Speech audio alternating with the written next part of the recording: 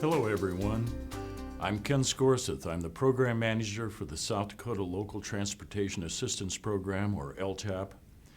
I've been there for 22 years.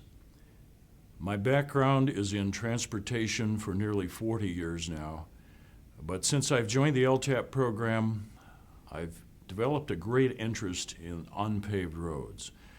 Gravel roads, rock roads, known by different terms across this country, sometimes simply graded earth or shaping the native soil. They come in many sizes, shapes, and forms.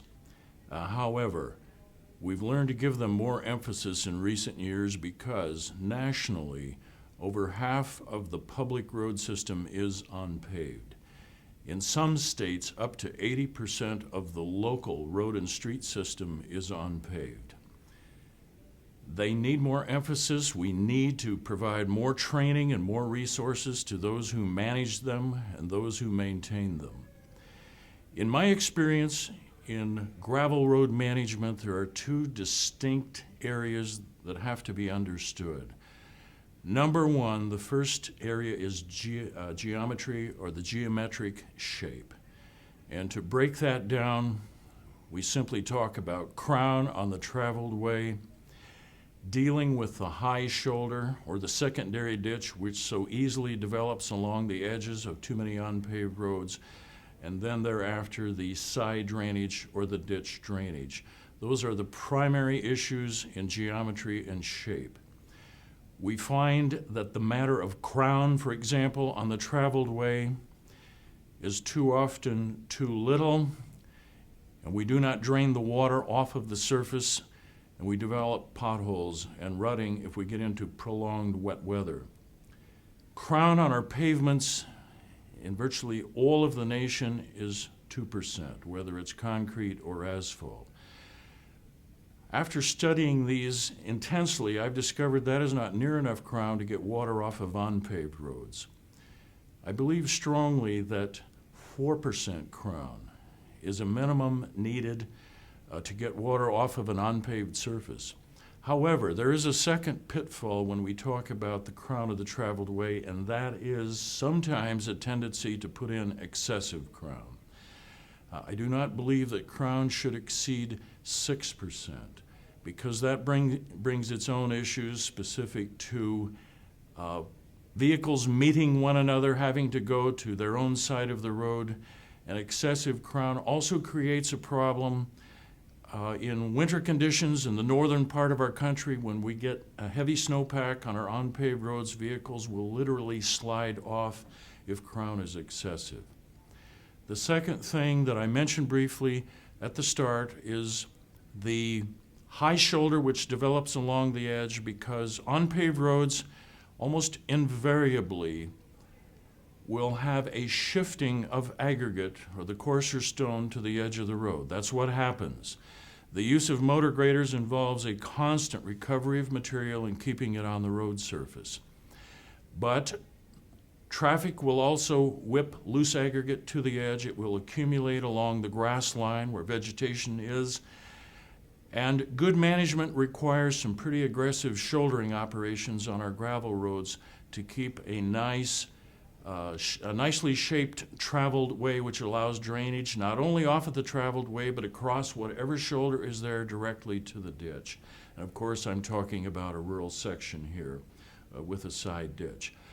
Drainage then, the ditches, is sometimes difficult to manage in maintenance operations. We deal with the surface only in too many cases, but ditch drainage needs more emphasis because too many times surface problems are simply coming from the problem of water accumulating in the ditch. The second problem, or perhaps I shouldn't say problem, simply a major issue in gravel roads, is the type of surface gravel that is used on them.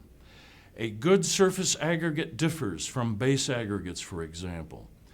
A good surface aggregate needs a smaller top-size stone, and it needs a higher percentage of fine material, and ideally some plastic fine material, generally natural clay in most of this nation, which allows that material to go into a bound state.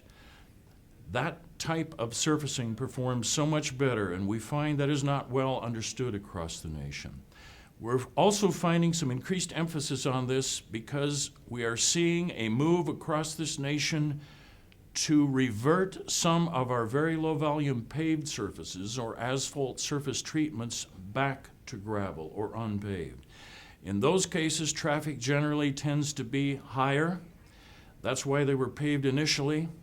And if we cannot maintain the pavement, a very high quality surface aggregate needs to be obtained and placed on that road if you're going to provide a reasonable level of service. Thereafter, there are various treatments or stabilization techniques that can be done on gravel. There's an interesting study done by a state DOT that tells us if you calculate a life cycle at 20 years, the unpaved surface is cost effective up to about 170 vehicles per day. Thereafter, an asphalt surface treatment or a pavement is actually more cost effective, but it is difficult to find the upfront money to build the pavement, or in the case of an aging pavement, it's too difficult to find the money to do the rehabilitation that is needed. Hence, we're seeing a significant move in part of this country back to unpaved roads, and we're looking for alternatives to pavement. In those cases, treated or stabilized gravel are very often good alternatives. We need more study on this. I can provide more information as well as others, particularly in some of the LTAP centers across the nation. I would also like to point out there is a very good resource available nationally, and that is the U.S. Federal Highway Administration's Gravel Roads Maintenance and Design Manual. It's a very good manual that covers the topic comprehensively, certainly covers far more than I've been able to give in this short presentation. It again is available through your LTAP centers or by contacting the Federal Highway Administration. Thank you for listening. I really appreciate your time. If you have further questions about unpaved roads and if I can help you, please call me at 800-422-0129, or my email address and the address of my LTAP appears at the end of this presentation. Thank you again. Have a good day.